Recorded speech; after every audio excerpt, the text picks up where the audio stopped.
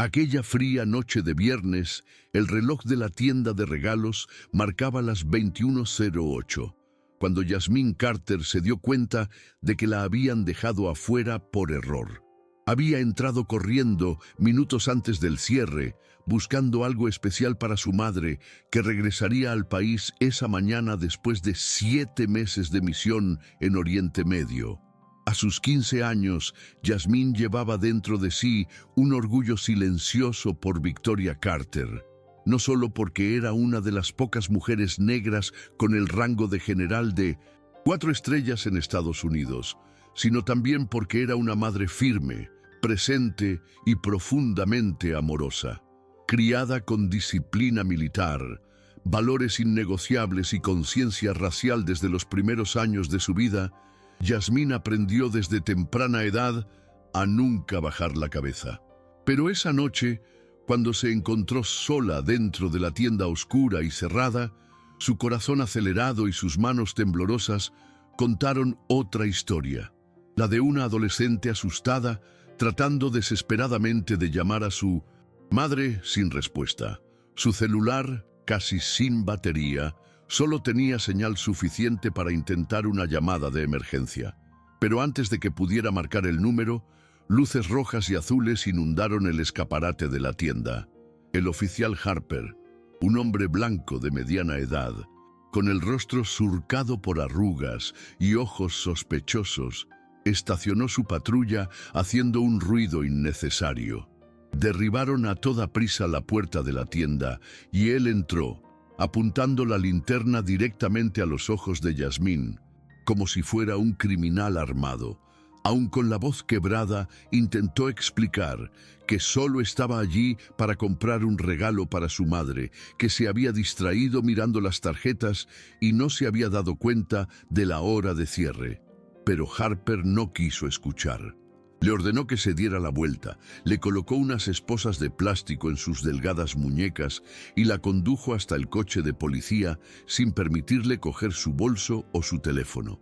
«¿Qué estás haciendo aquí realmente, preguntó en tono cínico, cuando Jasmine le respondió que era hija de un general del ejército y que necesitaba hablar con su madre. Soltó una risa fuerte y seca que resonó en la acera.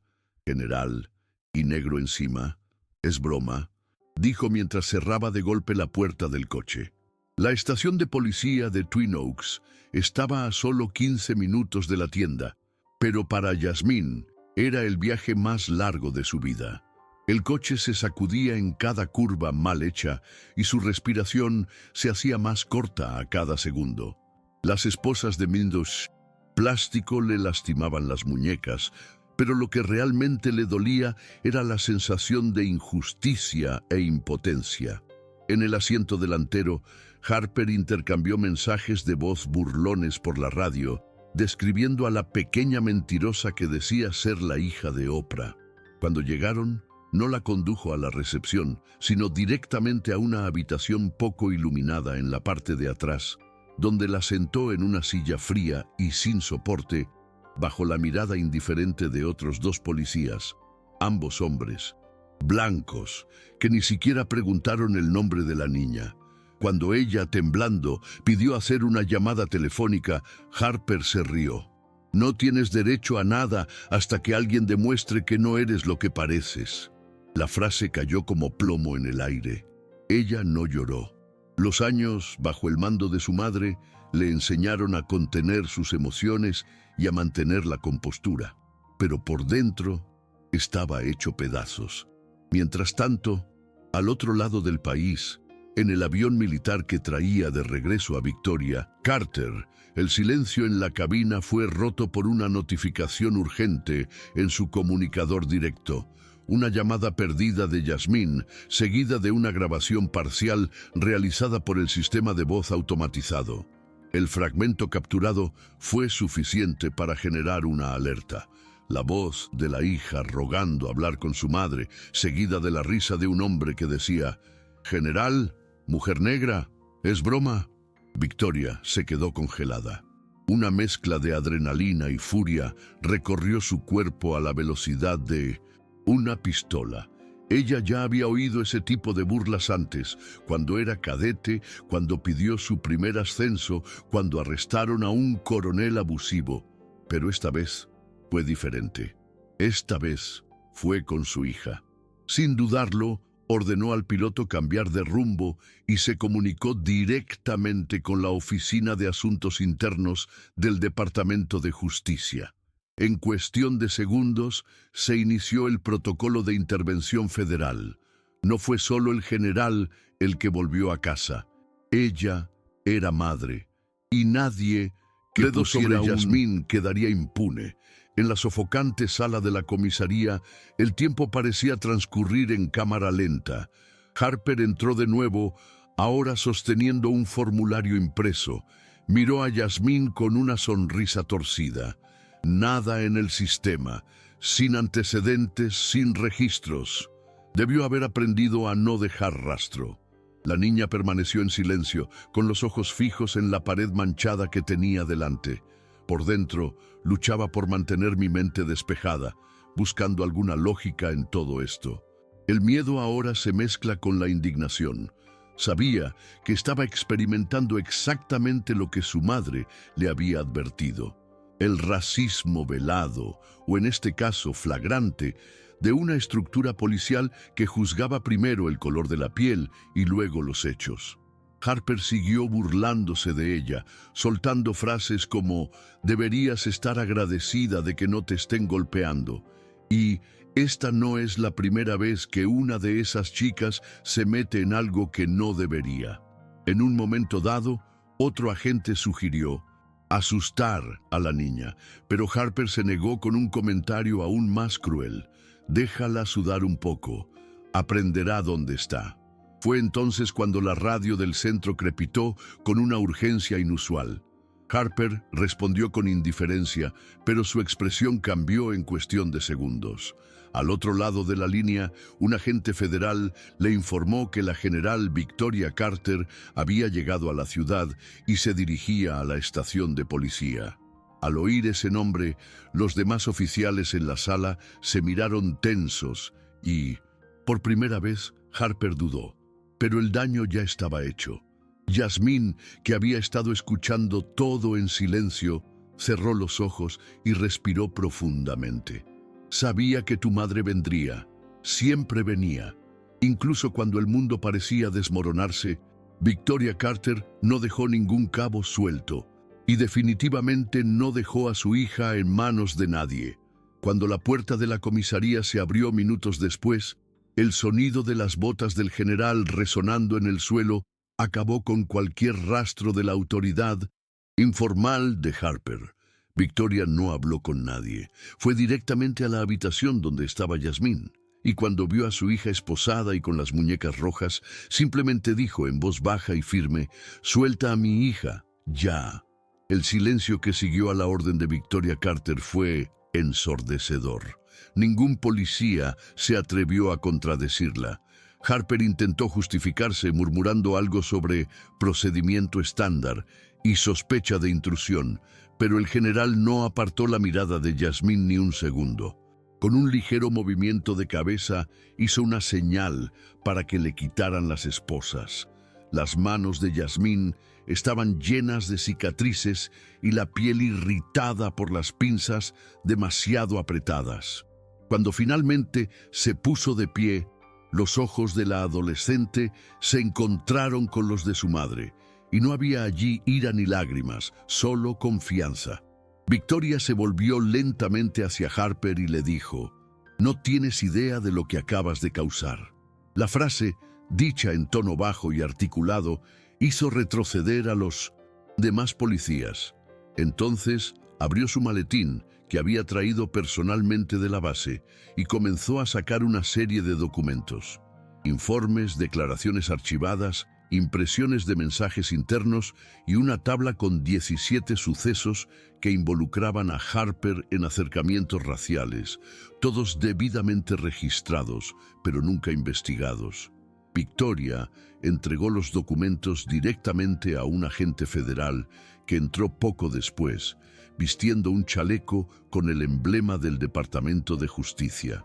La investigación ya había comenzado antes de esa noche, pero el caso de Yasmín fue la gota que colmó el vaso y la oportunidad perfecta para exponer públicamente la corrupción en la estación de policía de Twin Oaks. Harper, ahora pálido, intentó mantener una postura de autoridad, pero su voz se quebró y sus manos temblaban visiblemente.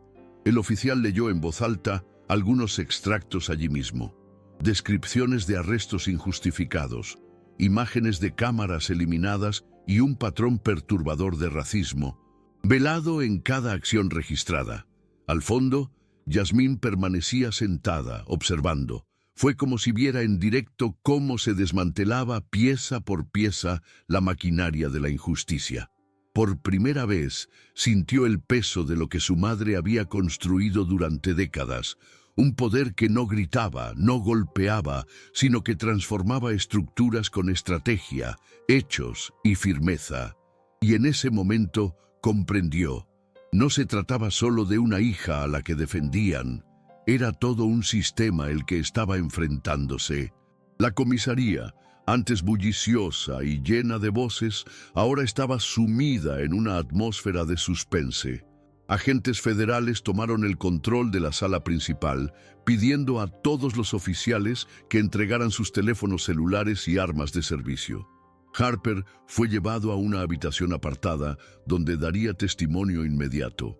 Victoria permaneció de pie junto a Yasmín, quien poco a poco comenzaba a sentir que el peso de la tensión abandonaba su cuerpo. Aún así, había un nudo en la garganta que no desaparecía, no solo por la humillación que había sufrido, sino por saber que podría haber terminado de manera diferente si no hubiera dicho el nombre de su madre. ¿Cuántas otras chicas negras, sin el título de ser hija de un general, habían salido de allí esposadas y borradas del sistema? Victoria notó la mirada perdida de su hija y puso una mano sobre su hombro. No has hecho nada malo, Yasmín, y nunca tendrás que avergonzarte de quién eres.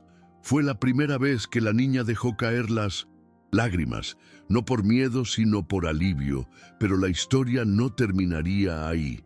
Con la autorización ya firmada por el DOJ, Victoria solicitó acceso a los archivos físicos de la estación de policía. Quería ver algo específico, una vieja carpeta de hacía 20 años.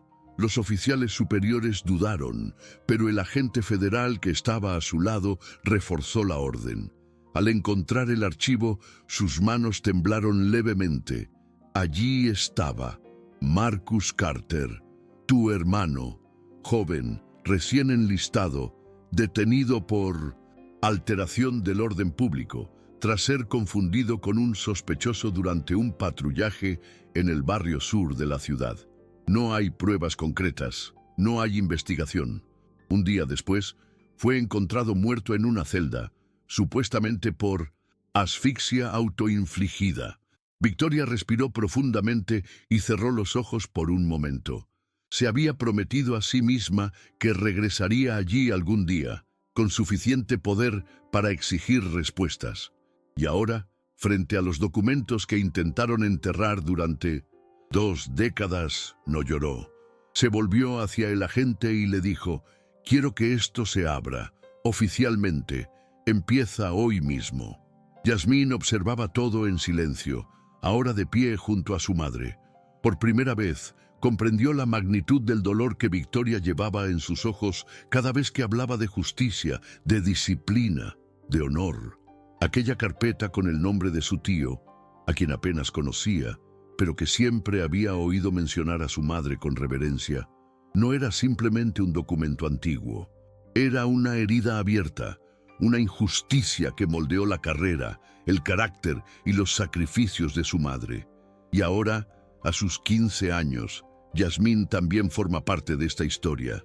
Lo que ella había experimentado esa noche, la humillación, el miedo, el silencio forzado, era el mismo tipo de violencia que había llevado a la muerte de Marcus. Victoria no le ahorraría la verdad. «Esto», dijo, sosteniendo la carpeta en sus manos, «es lo que me ha mantenido despierta cada día durante 20 años. Pero ahora, es tu decisión qué hacer con ella». No fue una imposición, fue una invitación a la concientización. Afuera de la comisaría comenzaba a formarse una pequeña multitud. La noticia se había extendido rápidamente. La hija de un general negro había sido detenida injustamente y ahora toda la estación de policía estaba bajo investigación. Comenzaron a aparecer cámaras de emisoras locales, pero Victoria no habló con nadie. No buscó la fama ni el espectáculo. Ella quería una transformación. Más tarde esa noche, presentó una solicitud formal para reestructurar la estación de policía de Twin Oaks, proponiendo un proyecto piloto de justicia restaurativa, capacitación antirracista obligatoria y la creación de un comité comunitario con poderes de supervisión. Fue una propuesta dura, concreta y meditada durante años. Ya no se trataba de arrestar a Harper ni de castigar a los agentes de policía. Se trataba de romper los engranajes que permitieron que esto sucediera. Y allí, delante de su hija, le dejó claro: si quieres, puedes dar la espalda y no volver nunca más, pero si quieres luchar, te enseñaré. A la mañana siguiente, los cambios empezaron a sentirse. Harper fue destituido oficialmente, y en una medida que sorprendió incluso a los agentes federales, aceptó participar como colaborador en los programas de justicia restaurativa propuestos por Victoria. El hombre que había esposado desdeñosamente a Yasmín ahora tendría que sentarse cara a cara con miembros de la comunidad negra de Twin Oaks para escuchar, aprender y enmendar sus errores. Fue un gesto simbólico pero poderoso. Parte de la propuesta fue trabajar con adolescentes en riesgo, ayudándolos a construir puentes donde antes había muros. Algunos llamaron a esto una bondad exagerada. Pero Victoria sabía lo que hacía. Castigar era fácil. La transformación requirió mucho más. En la sala de reuniones de la comisaría, ahora reconfigurada para albergar al nuevo comité civil, Yasmín estaba sentada en una silla como observadora. Su presencia allí no era decorativa. Ella quería entender cómo funcionaba ese sistema, quería aprender de su madre y tal vez algún día liderar como ella. Mientras tanto, la historia de la noche anterior estaba ganando atención nacional. La imagen de Victoria Carter entrando en la comisaría uniformada y con aspecto imperturbable se convirtió en noticia de primera plana en los principales medios de comunicación. Pero lo que más conmovió fue la grabación de audio, ahora difundida con el propio permiso del general, la voz de Yasmín tratando de explicar su inocencia siendo ridiculizada, y luego el sonido firme de Victoria llegando, sin gritos, sin violencia, solo el peso de la autoridad ejercida con dignidad. Universidades, ONG y grupos civiles comenzaron a citar a Twin Oaks como un ejemplo de disrupción estructural basada en la justicia y no solo en represalias. Yasmín, que hasta entonces solo quería comprarle un regalo a su madre, ahora veía su nombre vinculado a un movimiento por el cambio. Pero en el fondo, ella seguía siendo aquella chica de 15 años que intentaba darle sentido al mundo que la rodeaba, solo que ahora con un propósito más claro: no solo sobrevivir al sistema, sino ayudar a reprogramarlo. En la primera reunión oficial del comité comunitario, Victoria decidió no decir mucho. Él se sentó atrás, observando. Era hora de que la ciudad escuchara. Entre los presentes se encontraban residentes de larga data, líderes religiosos, profesores y jóvenes negros que, como Yasmín, ya habían sido objeto de registros inapropiados y miradas sospechosas simplemente por existir. Un joven de 17 años llamado Terrell contó cómo Harper lo había detenido 3 veces sin motivo en los últimos 2 años. Una mujer de cabello gris recordó cómo su propio hijo desapareció después de que la policía se lo llevara en 1998. Las historias siguieron llegando y por primera vez fueron escuchados en serio, documentados por representantes externos y llevados a las más altas esferas del Estado. Yasmín escuchó todo atentamente. Sus dedos temblaban mientras escribía palabras clave en el cuaderno. Todavía no sabía cómo, pero quería transformar esas voces en algo duradero. Ya no se trataba solo de lo que le hicieron, se trataba de lo que le seguían haciendo a muchos. Más tarde, mientras conducían a casa, Victoria condujo en silencio, como siempre hacía cuando estaba reflexionando sobre algo importante. Yasmín, en el asiento del copiloto, rompió el silencio. «Mamá, ¿crees que lo que hicimos aquí realmente cambiará las cosas?» El general no respondió de inmediato. Aparcó el coche delante de la casa, apagó el motor y miró a su hija. ¿Cambiarlo todo? No. Pero abrir grietas en un sistema corrupto, sí. Y una grieta es todo lo que necesita la verdad para entrar. Era el tipo de respuesta directa que Victoria solía dar. No romanticé nada, pero en sus ojos, Yasmín vio esperanza. Entraron a la casa, donde la adolescente finalmente entregó el regalo que había comprado, dorado en forma de estrella con la inscripción «Tú me guías». Victoria sostuvo el pequeño objeto con cuidado. «Guíame también, hija». No fue una frase dicha solo por decirla. Era la cruda verdad de una mujer forjada en la guerra, pero reconstruida en el amor. El lunes siguiente Yasmín regresó a la escuela. No había olvidado lo sucedido, pero llevaba algo nuevo dentro de él, una actitud diferente. No fue arrogancia ni frialdad, era conciencia. Sabía que algunos compañeros cuchichearían sobre la noticia, que quizá los profesores la mirarían con esa mezcla de curiosidad e incomodidad, pero también sabía que ahora nadie la subestimaría por fuera sin enfrentarse a su fuerza interior. En la clase de historia, cuando la profesora mencionó de manera superficial el avance de los derechos civiles en la década de 1960, Yasmín levantó la mano. Corrigió con calma la narrativa, mencionó datos recientes sobre el encarcelamiento masivo y citó claramente lo que sucedió en Twin Oaks. La habitación quedó en silencio. Por primera vez, ella no se acobardó ante la atención. Por primera vez, comprendió que su voz podía ser una herramienta, no solo para denunciar, sino para construir. Más tarde, cuando salió de la escuela, encontró una nota doblada dentro de su casillero. Era de una estudiante de primer año llamada Aisha. Decía: «Gracias por hablar. A mí también me pasó, pero nunca tuve el valor de decirlo. Me diste fuerza».